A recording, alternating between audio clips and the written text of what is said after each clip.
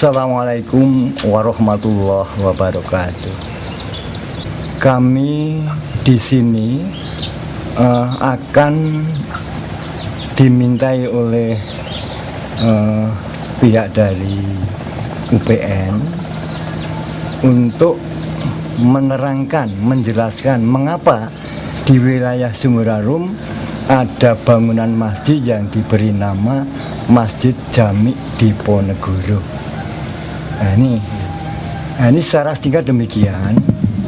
Awal tahun 1825 ini Jenderal Semiset bersama Patih Danurjo itu membakar Istana Tegalrejo, kediaman Pangeran Diponegoro, dan Pangeran Diponegoro dengan segenap rakyat yang masih cinta pada beliau itu melarikan diri ke Gua Selarong.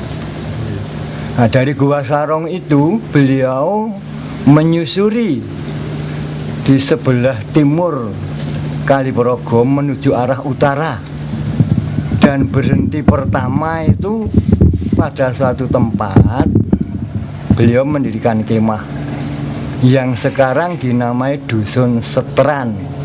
Itu asal kata dari setera, peristirahatan. Jadi maka dari di Seteran. Nah, setelah di situ beberapa hari beliau bersama pendereknya itu berjalan ke arah barat.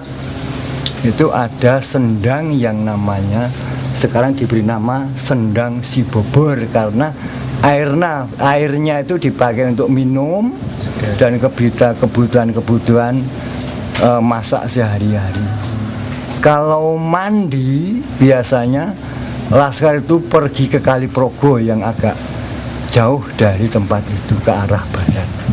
Nah, setelah itu maka Pangeran Diponegoro waktu berjalan-jalan itu mampir ke tanah gundukan yang banyak pohon mojonya, yang sekarang diberi nama itu Gumuk Mojo.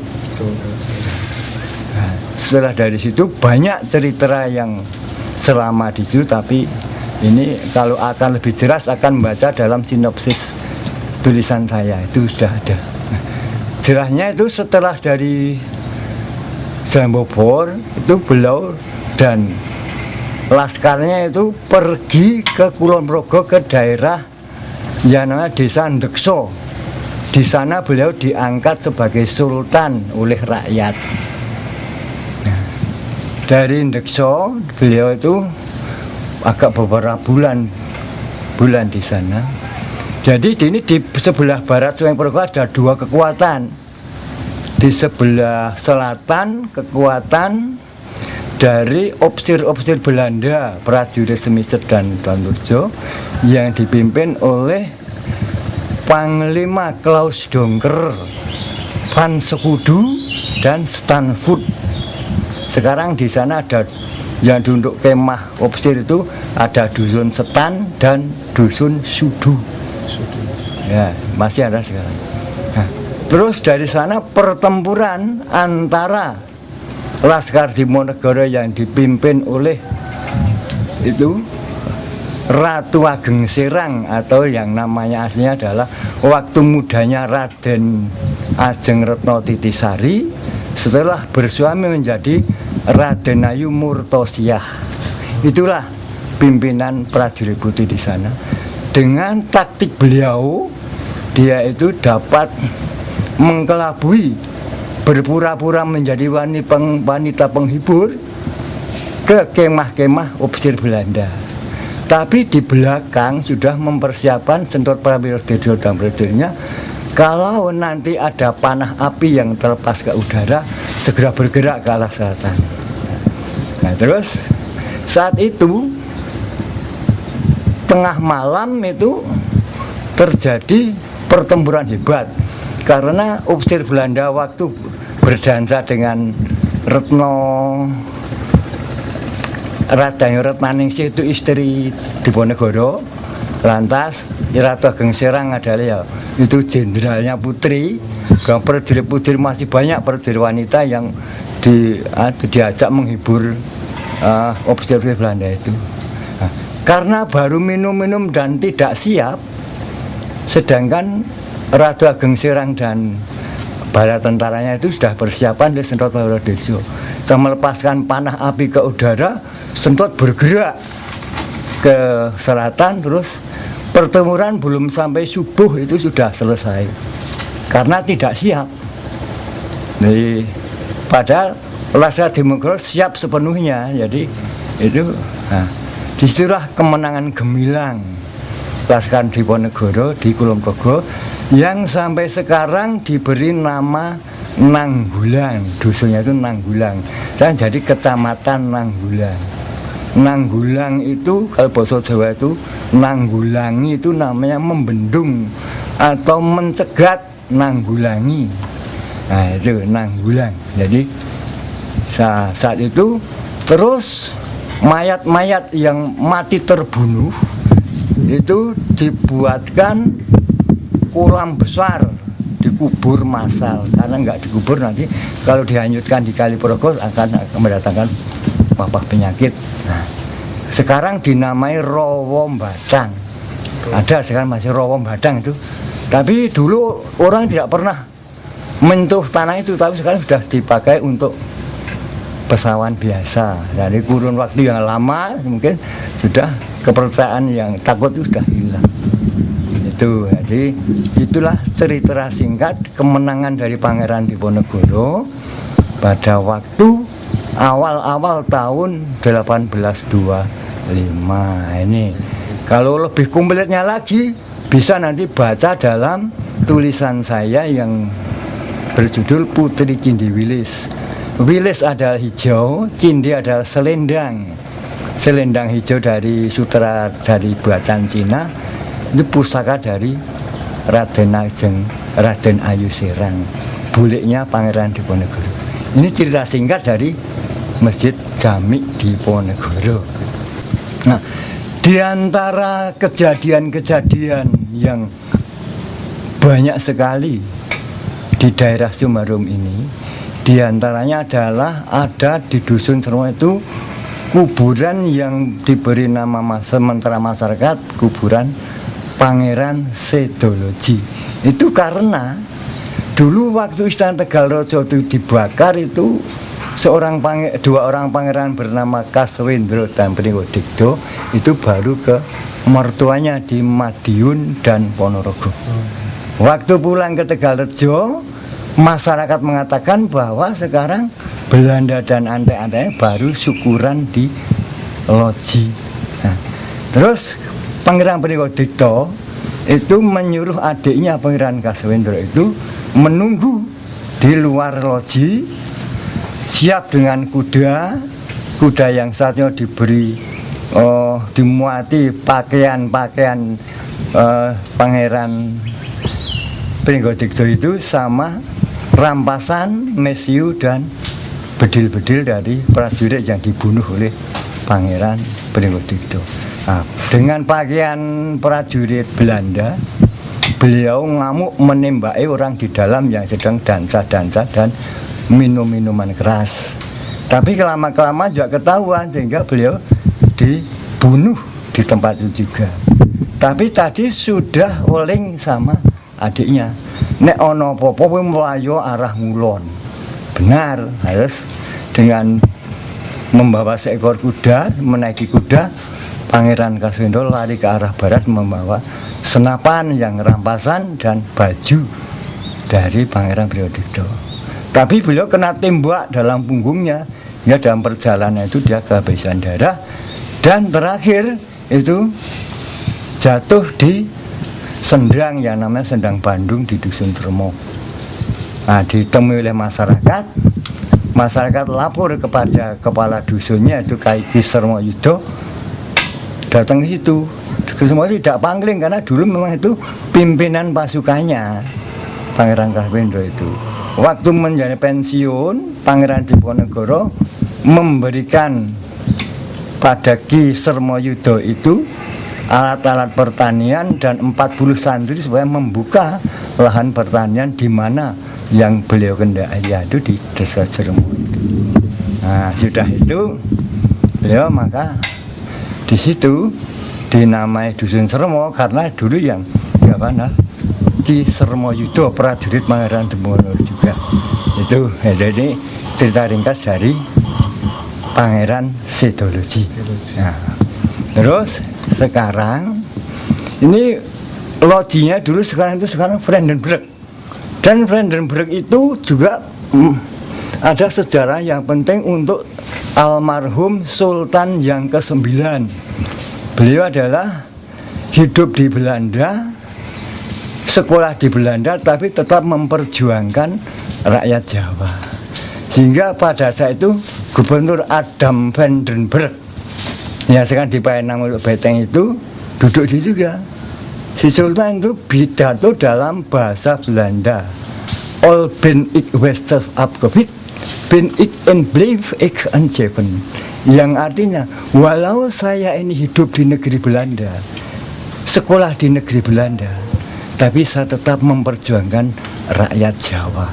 Inilah kehebatan daripada HB ke-9 ini. Nah, sekarang yang akan kami haturkan adalah suatu tempat sendang yang namanya Sendang Kalirondo. Wilayahnya di Dusun Sejati Deso, yang dulu dibangun oleh Bapak Dukuh yang lama, yang mantan Pak Giman Haryanto, dan sekarang Pak Dukuh Wardani melanjutkan pembangunnya itu. Yaitu sendang itu berawal dari cerita itu pada tahun 1570, waktu ada perpindahan antara Hindu ke Islam. Nah, di situ Sultan Demak Abdul Patah Al-Abar, Sultan Patah, itu mengutus Syekh Maulana Maghribi untuk ke pantai selatan dan mengembangkan agama di sana, berdakwah di sana.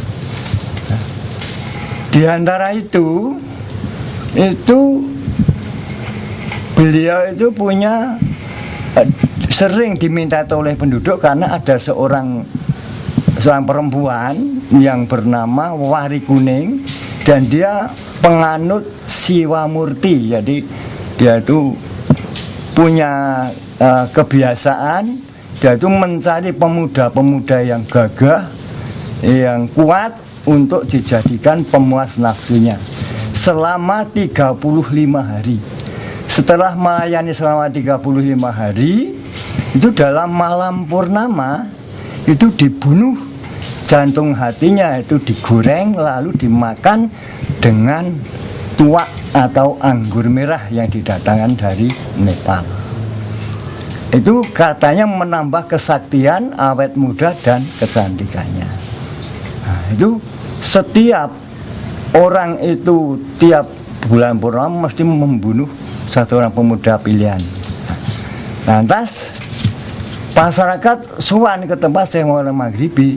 Nah, itulah yang mengalahkan Wari Kuning itu, namanya Wari Kuning. Nah, itu lantas tidak dibunuh oleh Syekh Maulana Maghribi, tapi diberi kesempatan untuk memperbaiki tabiatnya. Nah, dia sanggup, dia bersama 5 orang pengikutnya laki-laki itu terus ke arah barat, menyusuri pantai selatan ke arah barat. Nah, setelah itu ke arah barat itu menuju ke daerah, berhenti di belok ke utara, ke sekarang ya Jatindeso itu, Dusun Jatindeso sekarang. Nah, di situ dia itu menemui kepala desanya yang dulu kepala desanya bernama Lowah Rejo, dan wakilnya adalah Winongkarti. Dia minta dibuatkan rumah yang besar itu dari bambu wulung yang namanya serumbung. Jadi rumah besar itu namanya serumbung, terbuat dari bambu wulung. Sekarang ada dusun serumbung di sana. Nah, itu Loharjo sama Winongkarti itu menggerakkan warganya untuk membuat rumah itu. Nah, setelah selesai itu Wari Kuning tanya, Ki Lowah mau diberi uang berapa, uang kepeng berapa? Saya tidak minta uang, Nyai, tapi saya ingin kecantikannya saja. Nah, itu aduh juga lebih bagus. Itu ya. Terus suatu malam di Kang Seni itu Luwarjo itu diajak ke pinggir Kali Progo, ke tepi Kali Progo. Nah itu dia di sana dia itu bercanda selayaknya suami istri, tapi setelah itu Ki Luwarjo itu seluruh tubuhnya itu gosong, melosok karena itu di dalam tubuh Wari Kuning adalah ada ular siluman itu. Nah, itu melosok, itu ditinggal begitu saja. Dia mandi, kembali lagi ke rumah. Terus ke tempat wakilnya si Winong Karti. Ki Winong, jadi tidak upahnya? Oh jadi. Ke Kali Progo lagi, nasibnya sama dengan Luwarjo. Nah, pada satu malam tuh kepala dusun dan wakilnya mati bersama. Dan itu ada pengumuman. Sekarang yang diangkat menjadi kepala dusun adalah Ki Wari Kuning saja. Itu Wari Kuning. Nah, terus ya dari kepala dusun, karena memang orang tidak berani kalau Wari Kuning itu karena kesaktiannya. Nah, di situ itu seolah-olah itu Wari Kuning itu memakmurkan dosa itu. Karena 5 orang tadi disuruh ngerampok di luar daerah, di luar desa. Dibawa ke situ ada beras, ada perhiasan, ada kambing. Nah, itu tiap malam ya, tiap malam purnama itu warga disuruh ngumpul di sendang itu dengan gejok lesung. Gejok lesung itu pakai lesung itu, rabutan lesung itu. Sama makan itu menyembelih kambing itu. Nah, seolah-olah itu warga itu membuat di desa itu hidup dan makmur karena tiap bulan purnama makan bersama, minum bersama. Nah, saat itu setelah maghrib ya itu Wari Kuning itu diusung dengan tandu mandi di sendang itu. Nah itu udah jam 9 itu ya, kira jam 9 pulang, terus dia meneruskan itu dengan pemuda pilihannya tadi, nanti tengah malam dibunuh. Nah setelah dibunuh itu mayatnya itu dibuang ke apa ya namanya, relung, ulengan, contongan kali itu ya, itu yang namanya suara jeblung musro itu, sehingga sekarang namanya dusun Jenglung, itu Jenglung, Jenglung. Nah di situ, saya itu hampir 1 tahun, 8 purnama itu 8 bulan lebih, hampir 1 tahun berpuasa di situ. Nah ceritanya itu Raden Tunjung Seto itu adalah anak Tumenggung Gagak Nangsi dari Majapahit. Majapahit itu saat itu sudah rajanya Kertobumi. Brawijaya terakhir itu sudah membebaskan warga untuk masuk Islam. Tapi banyak punggawa lainnya yang tidak senang. Sehingga siapa yang beragama Islam tidak enak di sana. Nah, Tunjung Seto itu mencari itu guru Maulana Maghrib itu. Setelah di situ sudah diukur tuh kuat untuk carilah orang yang bernama Wari Kuning. Nanti kalau sudah berubah perangainya tidak merusak rakyat, ya biarlah bermasyarakat. Tapi kalau masih seperti dulu, itu ya dibunuh saja.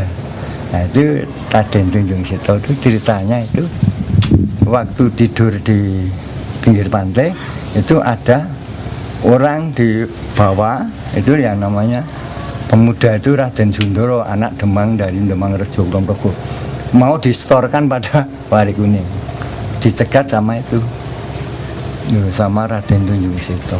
Perang rame kalah itu 5 orang tadi. Sekarang Raden Sundoro pulang saja ke Kulon Progo, saya sebagai gantinya. Nah, terus Tunjung Seto itu seolah diikat, dibondo, diserahkan pada Wari Kuning.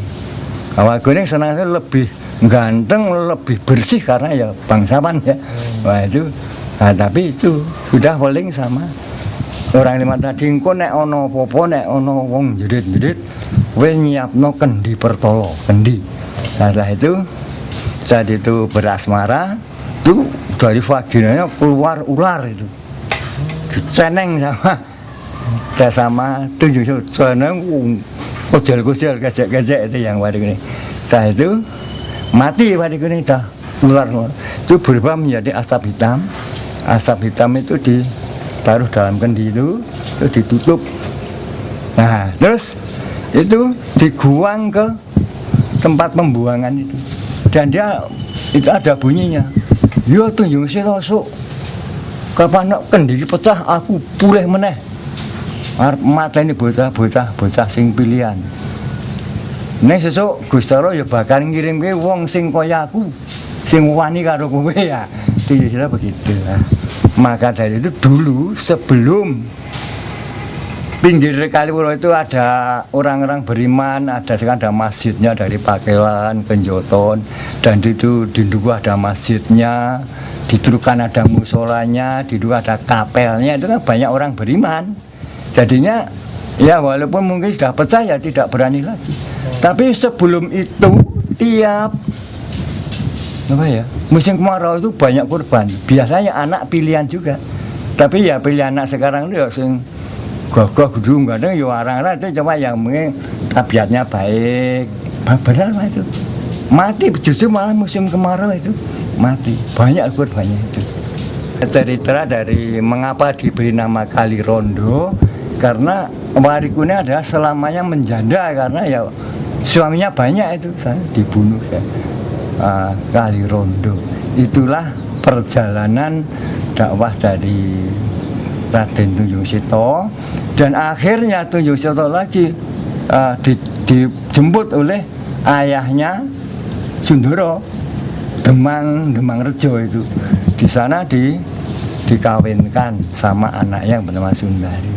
Terus 5 orang tadi dikawinkan dengan orang-orang di sana ya, itu sekarang itu adanya yang anaknya Demangnya itu mendapat anak Glondong Sewu Galur itu namanya Dewi Lendah. Sekarang ada Dusun Lendah dan 5 orang algojunya tadi bodikatnya Warikune tadi ada nama Wojo, di sana ada Dusun Wojo, ada Panjul itu Banjir pernah itu KKN membawa KKN anak-anak di Panjul. Terus ada itu Gedundang itu di sana. Jadi 5 orang tadi dikawinkan bersama-sama dan Tunjung Sito sendiri dengan Sundari adiknya Sundoro tadi. Maka sekarang di sana di Sewu Galur sana itu orang santri-santri ya biasanya kuat. Agama kuat dan orangnya biasanya kaya-kaya. Itu jadi naluri dari itu mungkin. Nah, termasuk ini Sirojan Muniro pengusaha terkenal itu juga di Sentulu sana ya. Nah, itulah yang saya ambil itu cuma cerita saya rekonstruksi dari omongan orang-orang tua itu saya rekonstruksi susun menjadi sebuah tulisan cerita. Inilah ini boleh percaya juga boleh, tidak juga boleh, tapi begitulah. Dan cerita ini sudah saya presentasikan di Balai Kajian Sejarah di Yogyakarta. Nah, demikian, ada kurang lebihnya mohon maaf. Wassalamualaikum warahmatullahi wabarakatuh.